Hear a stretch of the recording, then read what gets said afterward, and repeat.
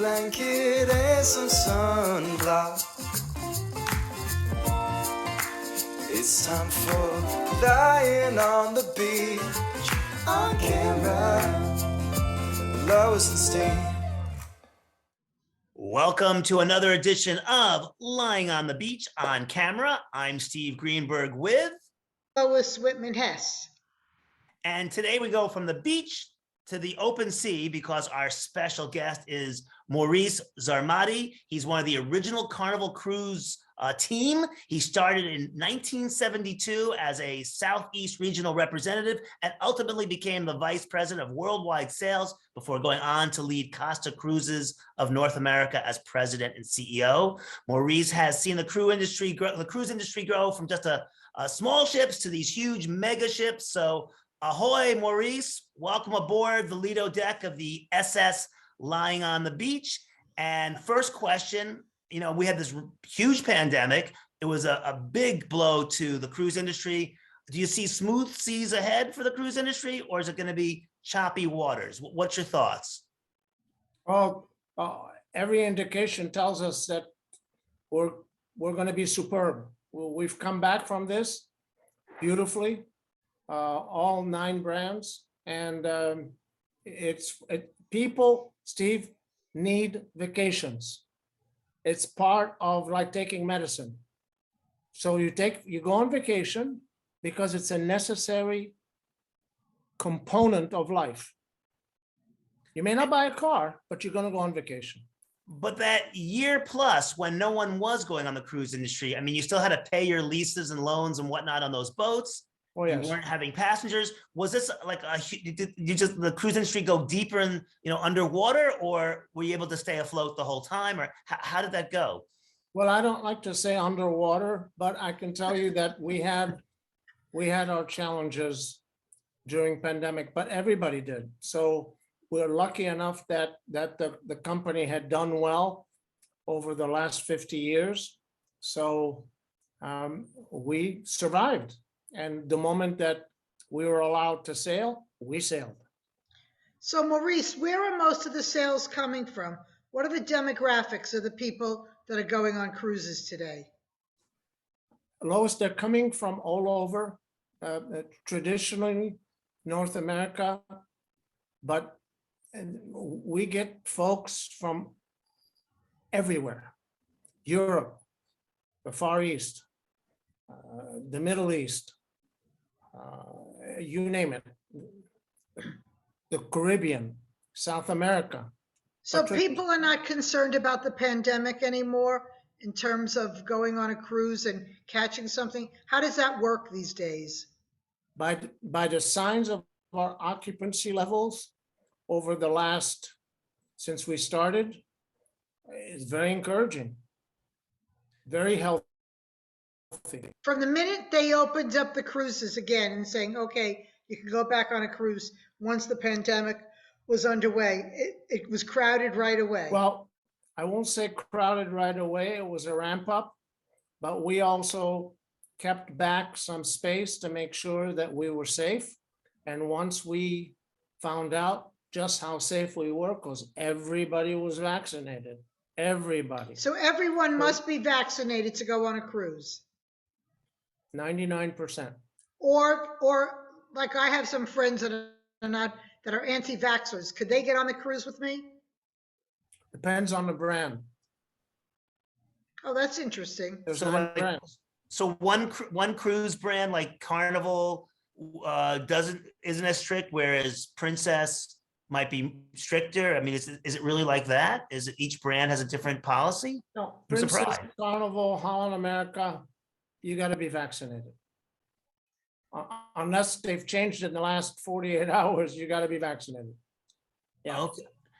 And So everybody feels very safe then on the cruise line. I mean, this is like a safe zone. You go on a cruise line, there's no questions to be asked. I mean, you go to the supermarket, you have a lot of questions. supermarket. Look at Las Vegas. Who's vaccinated in Las Vegas? right. Pupkins. Nobody.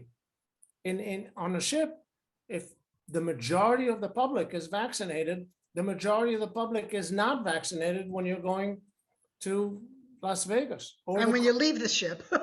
So, Pardon me? yeah. No, when you leave the ship, it's an open season for anyone, anywhere. Has the cruise industry changed the way it, cleans up itself? I mean, there was a lot of jokes would have said, the cruise industry, it's a floating petri dish, and there were all these outbreaks of things even before the pandemic.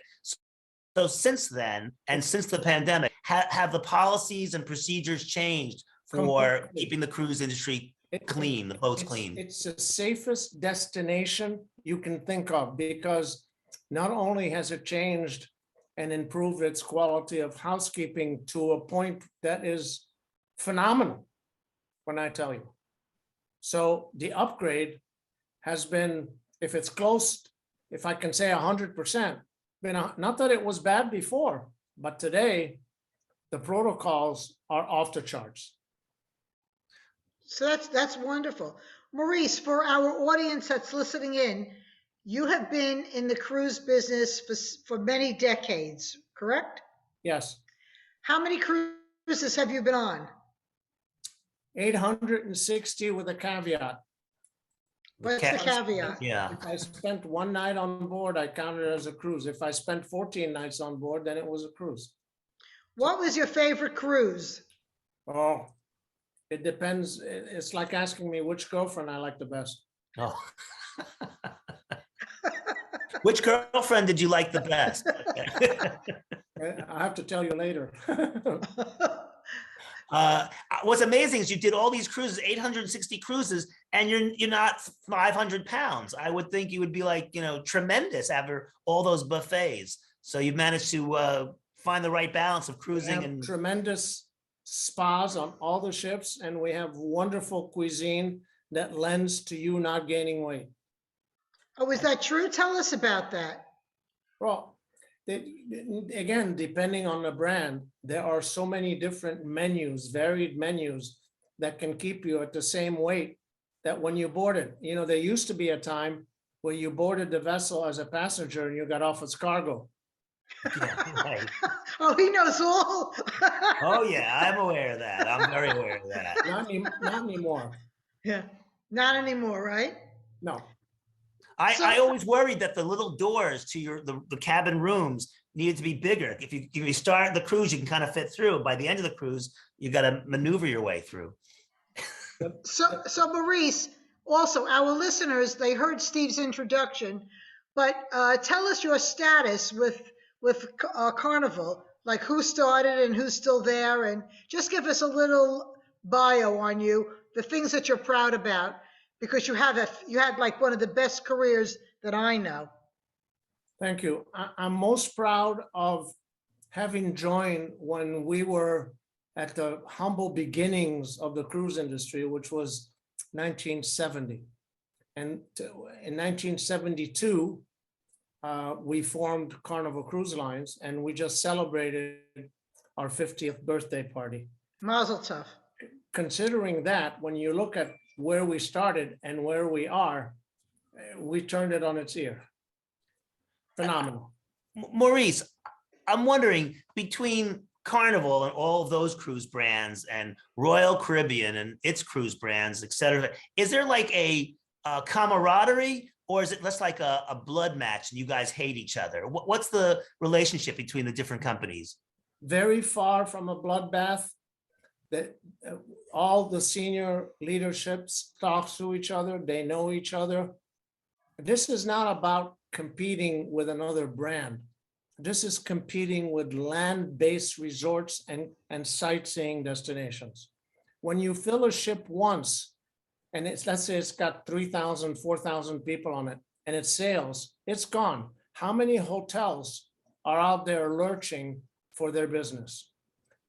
Right. And I once read that the percentage of people who've ever been on a cruise is actually pretty small. It's just 4% or something like that of Americans who've ever been on a cruise. Is that still true, or am I mistaken?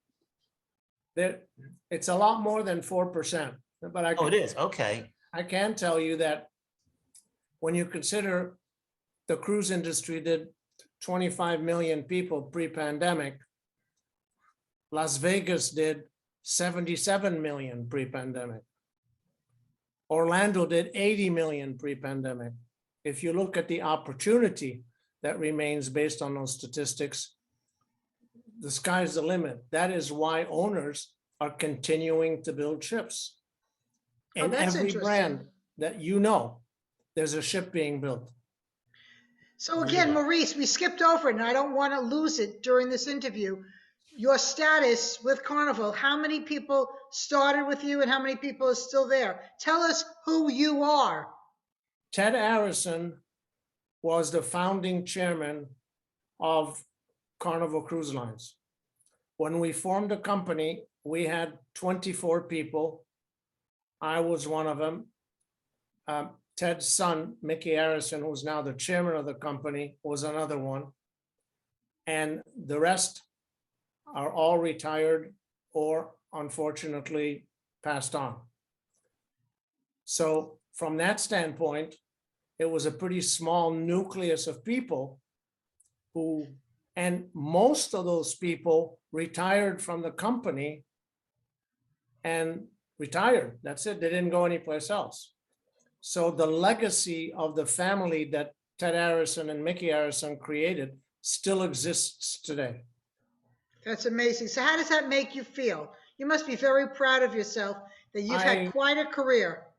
Every time I tell the story, I amaze myself that I was part of it, because I went from college right to his office. Tell the story about when Ted interviewed you and you didn't have your diploma yet. Well, he interviewed me. Well, I found a 3x5 card at the University of Miami where I graduated from. And it said, if you're interested in cruising, call boom, boom. So I called. And the next morning, I was sitting in front of him. And I was graduating that afternoon. And he says to me, you know, I want a college graduate. I said, yes, sir. He says, did you graduate? I said, I'm graduating this afternoon. And I said, would you like me to come back tomorrow and bring you the diploma? He said, no. If you tell me you're graduating, that's good enough for me. And then that's one of the things that I loved about him, how just direct he was and trusting he was. He was trusting. Further from that, consider the fact that the aura that I was experiencing about being a member of a family, to me, gave me the incentive to excel, because I found my home. I was solicited many, many times to go other places. And I said, no, Arison gave me my shot. I'm sticking with it, with the mensch. Oh, you're beautiful. First his father and then the son. So my first cruise was on another brand, which we represented at the time. And we had a bunch of agents on board and everybody was having a super time. And that was my first day on board. And I said, oh, I want to be part of this. This is for me. And that's when I was appointed Southeast sales representative and then moved up from there. But you're remarkable. How do you feel about how big the ships have gotten? I mean, they've gotten bigger and bigger, and now they've gotten like these mega ships where you can have 5,000 to 6,000 people on one ship. Does that give you pause, or you think it's better with more people, or you think maybe it is too many people? What are your thoughts about these mega ships that we now see coming in and out of Miami? There is a cruise for everyone. If you're taking your kids and going on a ship and want a lot of activity and want a lot of glitz and want a lot of everything that's on board those big vessels, it's there. If you want to go on a luxury product with your wife because you're renewing your vows and want a honeymoon, you're go on a luxury ship. There's a ship for everyone in the segment, in each segment.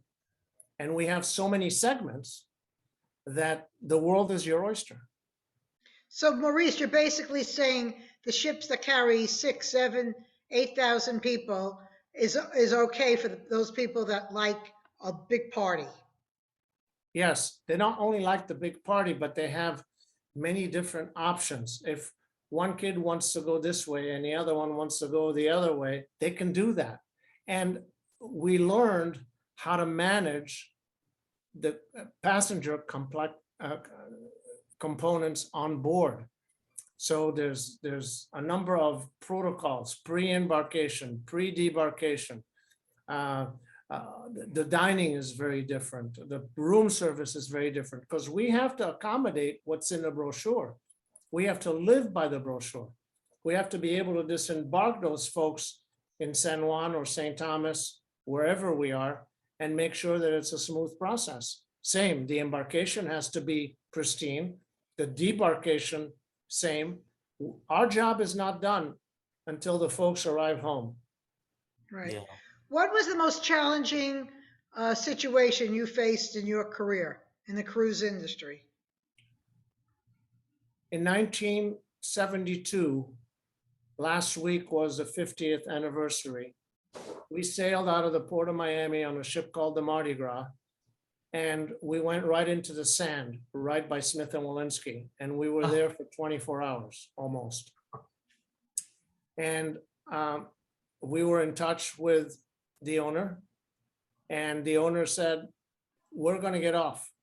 We're going to move the vessel will sail." So he took the fuel, some of the fuel and some of the water off the ship so he could lighten her up. And we sailed. When we arrived in San Juan, we didn't have credit with Belcher Oil Company. So he had to send us the money from the bars and the casino so that we could pay the bill and continue sailing. Oh my gosh. That was the most challenging because we had no cash flow. We paid $5.5 million for the ship at the time. The last vessel cost us $1.2 billion, give or Oh take. my God. Give or take. Wow. That's about what Lois spends on glasses. So that's a lot of money. You know, being away for as long as I have been and having kept, I believe, the passion that I have is probably my best heartfelt message, because cruising continues to be the safest destination and the most enjoyable destination at an affordable price. So don't listen to all the noise. If you want to go, call and book. Call your travel advisor and book it. Boy, that's almost like an advertisement. I just felt him. He was on I felt I NBC. could feel the commercial. I could feel the commercial. So, and of course, it's coming from a very, he sees both sides. So, considering Maurice, wait a second. 24 years in the cruise industry. Maurice, do you have any travel plans on any cruises coming up? I do have travel plans this summer, and it depends on how everything is with the family and with how my life is. But Okay. for the moment, So give us a hint. If Mr. Cruise, who we're talking to now, the king of cruises, had to pick one thing to go on, what would you suggest is like the most fabulous trip that you can make now on a cruise? in my eyes, only in my eyes, Only in your eyes. I would pick one of our newest ship called the Mardi Gras, that just because it was the first. And of course, I'd have to give it a thought about which other vessel I would pick. But there's so many. Where are we going on this? What's happening? Well, the Mardi Gras Caribbean, okay? The others could be Caribbean, and they could also be Europe. And because I'm originally from Europe, I may gravitate to that, but don't have to. There's so many choices. Yeah, but if you were just going to pick a cruise today, would you go to Europe or would you go to the Caribbean? What would be, because it's the land as well as the cruise. What is the most noteworthy or remarkable or extraordinary trip we could possibly take? My personal choice, Yes. would be the Mediterranean, because I came from the Mediterranean. Right. So, and it's the best way to see the Mediterranean, whether you're a virgin or whether you've had the experience, because you only pack and unpack once. And you go to see 5 or 6 different ports. I would agree. I think Mediterranean's a good choice. I did an Alaskan cruise once, and I thought that was spectacular too. If you want something very different, I think that's an interesting one as well. Yes, we have two brands in our bag of tricks that do Alaska. You Good. notice I'm not mentioning the name because I don't want to be accused of commercial. Yeah, no, we don't want, well, no. Just check one of the family of Carnival cruises, so you can find it. I think we're good. Are we good, Lois? We're great. Maurice was fabulous. Maurice, you're fabulous. I'm thinking about going on a cruise. Me too. Let's So go. let's Let's do go. it. Let's do it. Thank you so much for Can I joining leave us. you with one thought? Yes, sure. Operators are standing by to take your reservation. But this is not a commercial. This is not a commercial. Maurice, thank you so much. Again, we appreciate it. Everybody go pack your bags and head out to a cruise line. And thanks so much. And once again, I'm Steve Greenberg with Lois Whitman-Hess. and we have been Lying on the Beach. Bye.